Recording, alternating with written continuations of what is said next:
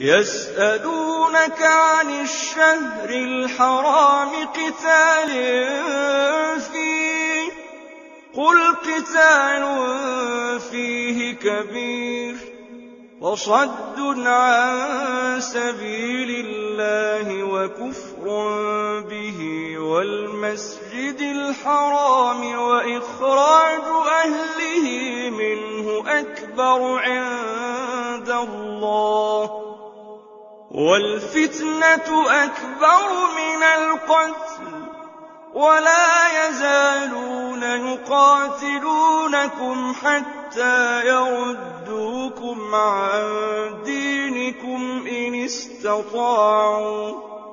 ومن يرتد منكم عن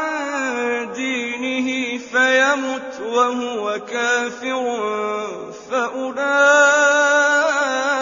حبطت أعمالهم في الدنيا والآخرة وأولئك أصحاب النار هم فيها خالدون.